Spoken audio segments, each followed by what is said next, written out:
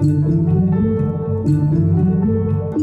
to VSB After the Bell. I'm your host, Gianna Chell. With deep gratitude and respect, we are honored to be learning and unlearning on the ancestral and unceded lands of the Hamathquiam, Skohomish Ohomeom, and Tsleil-Waututh nations. The Vancouver School Board is among the most diverse school systems in Canada, with an annual enrollment of approximately 50,000 students from kindergarten to grade 12 and adult education students. Welcome back to school, VSB. We're so excited to start the school year with our 4th season of After the Bell. To kick the year off, we're going to dive into a topic that's close to home, literally. We're talking about how families can support their children and their learning journey at home and what we can do to work together to help students thrive. Joining me are two wonderful guests, Sonia Blair and Riley McMitchell, who are both principals at VSB. Thank you both for being here with us today. For our listeners, can you please give a brief introduction? Okay, my name is Sonia Blair, and I'm a principal at Britannia Secondary. I've been a principal in both West Side and East Side schools of Vancouver, and I was also a former counselor, school counselor. So, I have 2 children that are also one's going into grade 8 and one's going into grade 12 next year. My name is Riley McMitchell. I am just about to getting started to open a new school downtown, which is really, really exciting. Construction's not quite finished yet, but we're opening at a school and a few swing sites. And I come from the southeast side, where I was a principal supporting Weir Elementary School previously. I was there for 5 years as a vice principal and a principal. As students are going back to school, a lot of times families, they're thinking about the school itself, but there's actually a lot of work that families can do at home to support their child. So let's start with the big picture. What does home support look like from your perspectives as an elementary principal as well as a secondary principal? Yeah, I think supports can look differently for families. So it really depends on who's at home. I mean, working parents have a different complexity than parents that are at home. We have, parents that may rely on family members to help their child with some of those supports. But I think the key thing is really just getting information from the school. What are the things that your child needs to be successful in school? And as well as supporting routines at home is really, really important. So making sure that your child is, getting to sleep on time. I know my students won't like this comment, but having them get off the screens a little more, just so that they're really, really taking care of their well-being. And then, of course, finding a place in your home that would be a good place to study or to have a quiet space to do some learning. So here's the thing. I'm hearing there's less and less homework for students. You just mentioned an interesting point, which is providing a space to have home learning. What's the deal right now? Do students have homework? Should families be helping their kids with their homework? Yeah, I think it really depends on the teacher and depends on the course and the subject area. I think you can always do home practice, regardless of if you don't have homework. I mean, my children say that to me too. I don't have homework. Yeah. So some of the things that you can do is just really, we have Teams, Microsoft Teams, and it'd be a really good idea for you to connect with your child and look at their teams, their classroom teams, because our teaching staff continually put homework on Teams. So that's a good place to just even keep track of what the student is doing. And then I think just really, you can always reach out to staff too, or teaching staff, and just say, I've noticed that, are they all caught up, or noticed they have no homework? And reading, to me, reading is huge. So even if you don't have homework, pick up a book and read, right? Do you recommend families messaging through Teams to reach out to teachers? They would need an actual Office 365 Teams account. I see. Okay, so it's only the students that have it. The students, and we don't do chats between teachers and students. Okay. So that wouldn't work either. Okay. So it would be, to email would probably be the better communication avenue if you wanted to reach a teaching staff or staff. Got it. elementary students, do they have teams as well? We absolutely have teams. Oh, really? We absolutely have teams. And it's sort of to tie in two things that Sonia was saying. I think really the very basic definition of home support is establishing a deep and meaningful connection between home and school. And so sometimes I think we have families that enter our system that communicate really openly with the school, and we have other families that are perhaps a bit more hesitant for a number of reasons. And I think it's really, really important just to emphasize the fact that we're a public school system, and we welcome all sorts of families and all sorts of kids into this system. And so I think families need to understand that we meet kids and families wherever they're at. And so I think the more information that they provide us actually empowers us to know their child and their family better, so we can better help. And so I think really just establishing that trust early, and that's partly on us as a school, is to really establish a trusting relationship where families can understand that they can come to us. They can share background information. They can share things that are going on with their kids, and also know, too, that we respect the confidentiality of the things that they're saying. Sometimes I think families, they only reach out to staff when there is an issue. At what point is it, from an administrator, are you like, okay, now's a good time to come talk to me? What's that time frame? Particularly in primary ages, we always have various touch points over the year for school. So, for example, in kindergarten, we have a lot of schools have welcoming conversations or opportunities where you have FaceTime during pickup and drop-off. Now, again, I think being mindful about how you do it is important. Yeah. And so I think, teachers, you have, a whole class full of kids. So if you're trying to get them ready, if it's something that's brief and quick in the morning, it's okay. But I think just showing up isn't always helpful. Yeah. But I think if you send an email, or if setting you have, setting a time where you can really mindfully have a conversation with your child's teacher in a way that they also aren't distracted. They also aren't managing a class and have a bunch of things that they have to get done really quickly, because then they can also focus on the things that you're saying. There's an introductory email saying, hey, this is my kid. These are some things that work really well at the beginning of the year. I'm sure teachers would appreciate that's a good tip. that as well. I think just being mindful about the frequency of your communications, like if a teacher has 30 kids in their class and they get 30 emails every day, that's not a good use of their time. Yeah.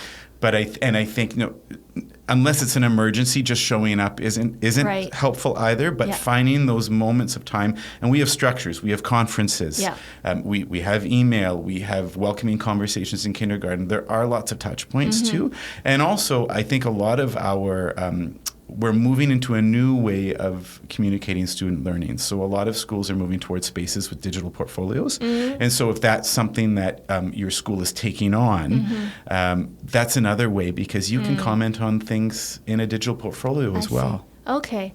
That's a really good tip, Riley, is, I get it, especially from an educator's perspective. If all 30 students and their families are contacting the teacher first thing, then it is a little overwhelming. But an email is a great suggestion, because they can read it when they're a little bit less busy, they have a little bit of a break, and then they can get to know your child. And then that would lead to further conversation that might mean a meeting down the line. Are there some best practices that you can share with our listeners on how families can work together with their school to stay connected and build a strong relationship? Look in your kid's backpack. Oh, okay. Look in your kid's backpack. When you open up a child's backpack, you find all sorts of things. Like garbage? Like garbage, like moldy food, like that. But you're also, most schools use a planner or an agenda. And so part of how we foster independence and accountability is having kids write in their agenda every day. And so if you're monitoring that, there's a space for the parent to initial it often. That's a little daily check-in for, okay, these are things that you haven't completed at school. Teachers might write a note, if it's a lower level concern or something like that, they may write back and forth, and that's a great way. Teachers typically check agendas regularly. Oh, do they? And I would really encourage parents, open up your backpack, and we send notices home. Yeah. Hopefully they stay in the agenda. Sometimes they don't, but really open your kid's backpack. Okay. I mean, from experience, I find a lot of sticks and rocks. I don't know what that means. It's not a bad thing. He keeps bringing sticks home, and I'm like, I don't know. We're not going to put it in the house, but that's a whole separate thing. Okay, so what about the secondary level? Yeah, I think the same thing. Our websites are pretty filled with lots of really good information. A lot of the secondary schools send like a week at a glance note to families, which kind of shares like things from the cafeteria menu to, the homework club that's happening after school, or clubs that are starting up, and important things that parents might need to know about. So yeah, like creating that connection and being able for parents to really feel that they can reach out to us. Sometimes at secondary, they get confused because there's so many. There's so many of you guys. Yeah. Like we've got a grade 8 student typically has 8 teachers. Yeah. Well, 4 in the first semester, 4 in the second. We do have a grade counselor that follows them, so that would be a great point of contact. Does the counselor, you said they follow them, so do they follow them throughout their high school career? Yeah. Okay. So it depends on the school, and it depends on how things are set up. Most schools with the grade 8s, because there's 3 to 4 counselors at a school, they split up the grade 8s usually, and then they move to 1 counselor from grade 9 to 12. Okay. That's how it typically works. But your counselor is a great point person just for everything. And then we also have a resource team that can help. Like, let's say you're worried about academics. We have a resource teachers that can help with IEPs and determining any other needs that your child may need.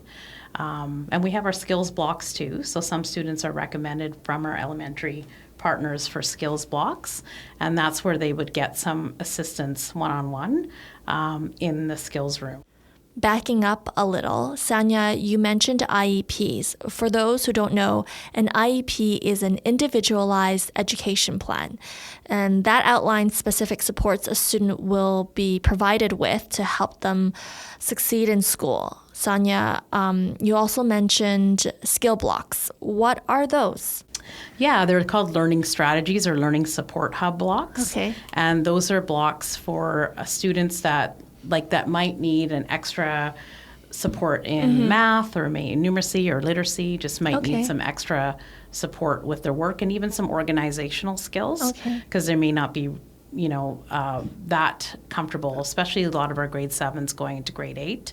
And then some students have a skills block throughout secondary and some don't. So it really depends on the student. And so do the families reach out to the resource teachers or the skills, those who are in charge of the skills blocks themselves, or do they go through the counselors? Yeah, it depends. Like sometimes they go straight to the counselor, sometimes they even go to the admin, and we really, any communication for us is key. We want to hear from parents. We're a community. We want to make sure parents feel like they are a part of that community. And so what we need to do is continually, just bridge that gap and have parents really come to community events and parent-teacher conferences, join the pack, like those kinds of things, to just really get to know what their child's school is like. I think that's really important. What about after school? Because nowadays I'm finding more and more students, they're packed with extracurricular activities, to the point of some students every single day after school. We touched a little bit about homework. There's no time for homework, but there's also no time for homework because they're doing so much after school. It's making them a very well-rounded student, but also there's no time to kind of relax. What's your professional opinion here in kind of the number of extracurricular activities? What's a good number for you, or do they even need to have any, in your opinion? We absolutely want to have well-rounded kids, absolutely, because school is so much more than academics. Obviously, academics are key, but we're building 21st century citizens, which is so much more than academic knowledge, right? It's how we are with other people. It's pursuing interests, skills. Every year at Weir we have a spring carnival, and we invite guest organizations to come and present and perform things like jiu-jitsu or Latin ballroom dancing, and each one of the groups we invited had kids at our school that participated. So it was amazing to see our kids on the stage doing in a completely different lens. And so I really think extracurricular activities should help kids learn different skills, how to collaborate, work with others, how to pursue their athleticism, because fitness is so important. Arts, performing arts, you learn so much from presenting and speaking and performing. And so that is important. But what I would say more in my 20 years of education, the one thing that I really feel confident that I can point out are kids that have authentic, real conversations with their family.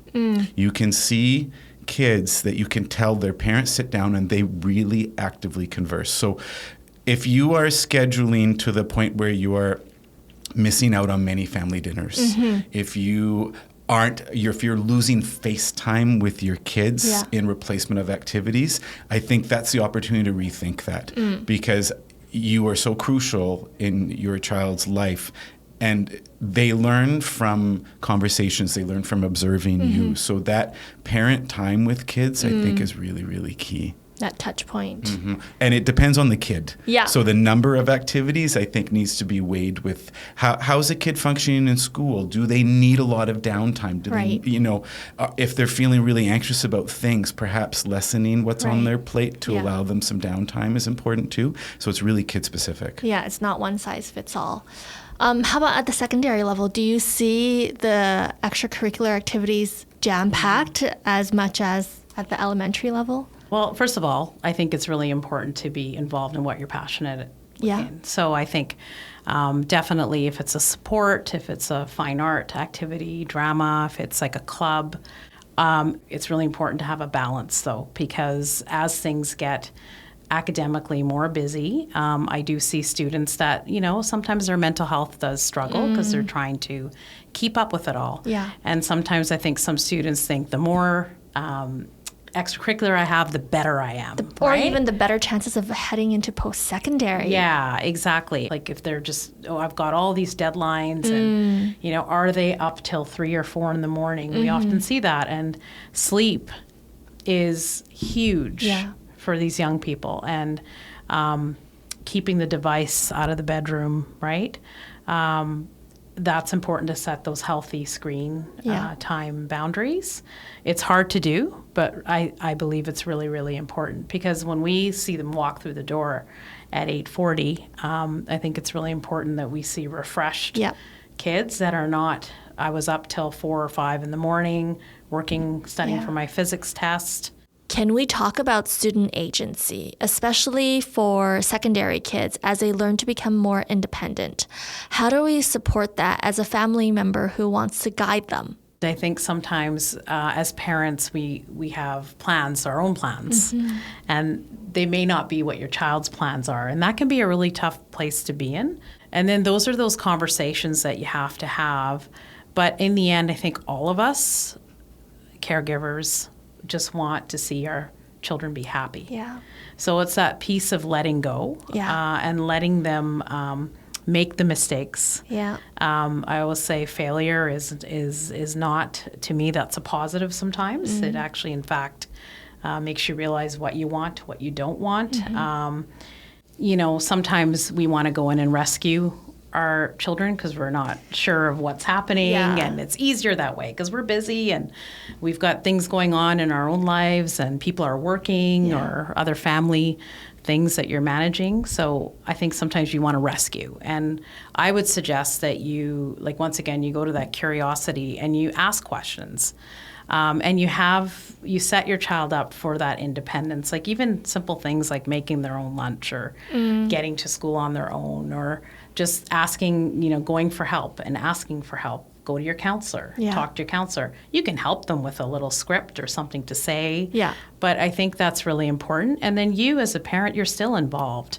You're going to be showing up to events that are happening at the school.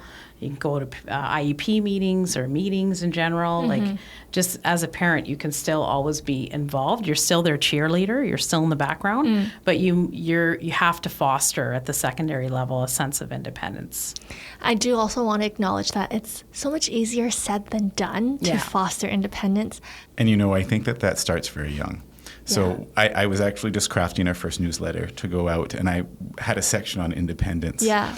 Because it starts in kindergarten. And part of it is understanding that kids do well with a little bit of struggle. And so sometimes those very basic things like carrying your backpack or organizing things, it might not look the way you want it to look. Yeah.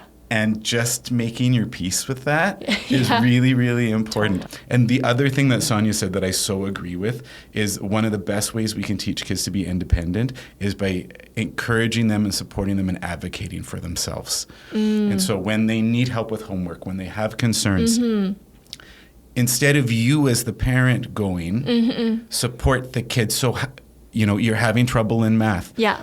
What are you going to say to your teacher? Let's practice, right? So tomorrow, I want you to try this, and at the end of the day, I want to hear how it went, right? So you are supporting your child and advocating instead of doing the... Granted, obviously, there are some serious situations where families should step in, of course, but for pieces about learning, about homework, about sometimes lower-level conflicts, supporting your child and helping them work their way through it themselves will go miles towards their independence and their success. But what if your child doesn't care? When you have a child that is not invested in their learning, tapping into why, and then for them understanding the link between what it is that they're doing now and where that leads them in the future. How can you work with the schools to figure out the why?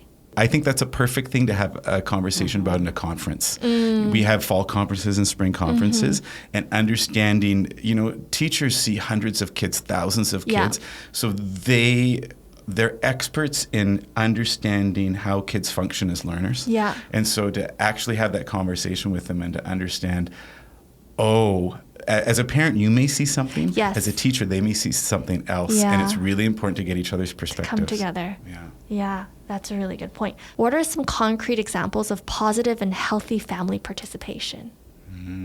That's a great question.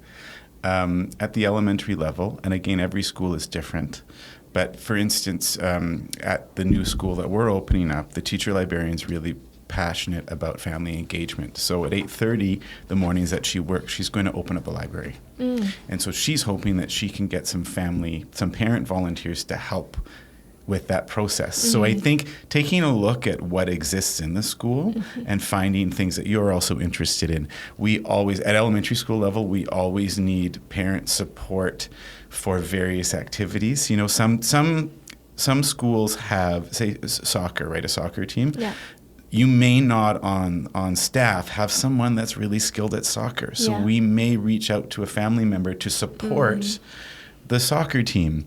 There are all sorts of different ways that families can help with that. Yeah. And I think just looking for what exists, and you can make suggestions too. Yeah. But I think offering to help in a way that's generative is great. And I don't think a lot of people know this, but when you have educators or staff who are part of clubs, they're actually volunteering their time to be part of these clubs. Absolutely. Right? Yes. So they're actually giving up their lunch hour to supervise the homework club or the rainbow club, or whatever club it is, chess club, or after school, beginning or early before school. It's all on their own time because they're so passionate about these kids.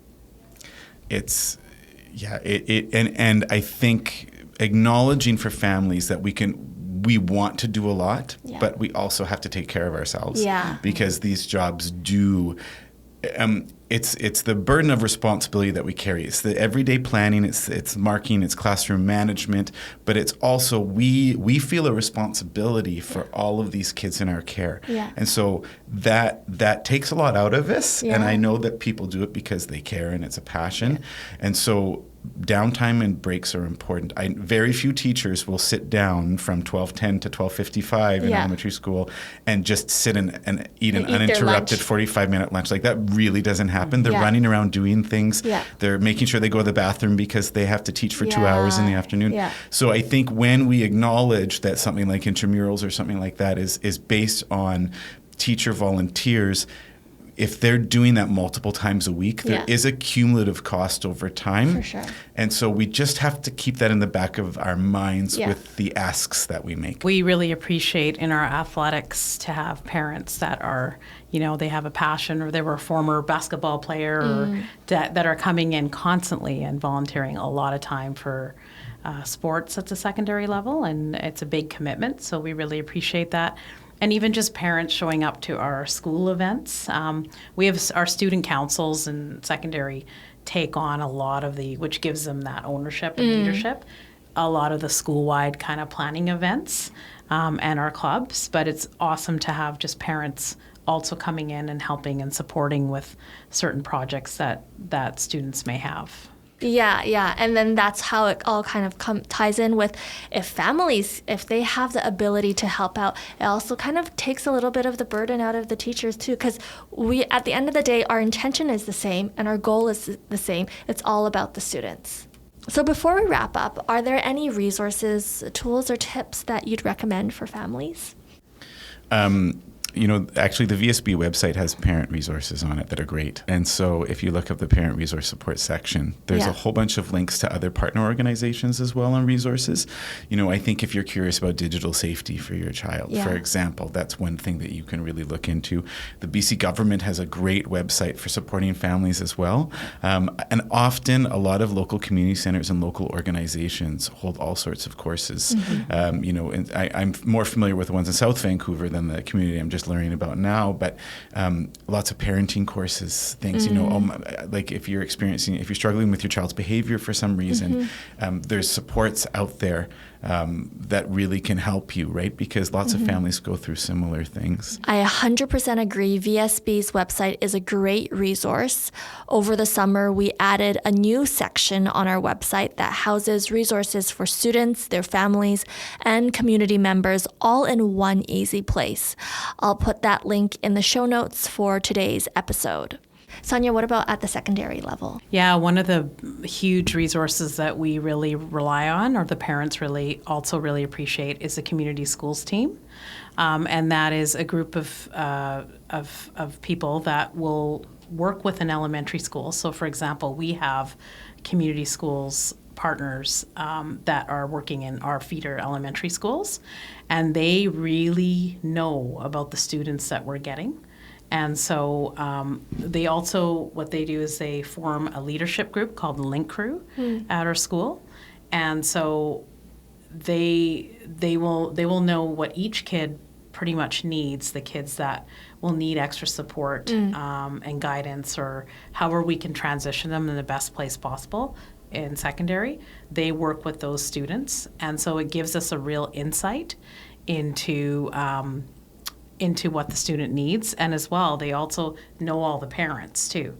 So, which really helps the parents that are really feeling uncomfortable about changing schools or going to secondary school, because they already have that person that they know on site that can really help navigate the transition. So, does every student get to connect with a community school team member? How does it all work? Not technically. The community schools coordinator, they're hands-on with students in the high schools. Okay. And that's a collaborative decision with the admin and the counselors and the teachers about which kids need it as well. But in the elementary schools, the community schools coordinator are crucial to my connection as a school administrator. And one of the reasons for that is, in addition to having a lot of knowledge of the families and the staff, they also are really deeply tied with the community partners. So partner groups, community centers, neighborhood houses. Okay. So they have a real strong understanding for us about if a family needs X, Y, and Z, who are the community partners that can help them. Often my first call is to our community schools coordinator saying, hey, this family's really struggling with this. They need outside counseling. Okay. Which organizations can I connect with? They know. Oh, okay. And they know which ones are really supportive, which ones are really helpful, which ones really advocate for families. Okay. So I also, like Sonia, can't say enough about our community school coordinators. So does the family reach out to the admin to connect with community schools? How does that all work? I'll speak for elementary. There's less of a direct relationship with the community schools coordinator with families. Okay. It's more if they reach out to the admin for some sort of assistance or support or help, Got it. or we're seeing something Yeah. that we could offer help. We're seeing a need. Then the admin will connect. We connect off. If schools have a youth and family worker, some schools do, Okay. they are also connected with this community schools coordinator too. So it's kind of admin, Yeah. youth and family worker, community schools coordinator. Okay. Is it the same thing for secondary, or because they've already established that relationship in elementary, so they kind of follow along? And They pretty much go right to the community schools coordinator, and Yeah. then they come to us for Yeah. extra supports. And that's another big role is food insecurities and just clothing or things that students may need. They are great at finding those resources and making it happen for students to feel comfortable at school. Okay. And for newcomer families, Yeah. we have our multicultural workers that are really, really strong resource for families and to connect them with outside resources. So to summarize, at the school level for secondary students, connect with your counselor. It's a great starting point. And at the elementary level, it is your classroom teacher, it is your administrator, but really any staff member at school is a great starting point. Exactly. Yeah. Thank you, Sonia. Thank you, Riley, for being here today. I learned a lot myself as a parent, and I really appreciated the tips. Thank you. Thank you. Follow us on Instagram at VSB39 to make sure you don't miss when the next episode drops. Or subscribe to VSB After the Bell on Apple Podcasts, Spotify, or wherever you listen to podcasts. Special thanks to music teacher Mr. Bonnell and the Nightingale Elementary students for the original theme songs.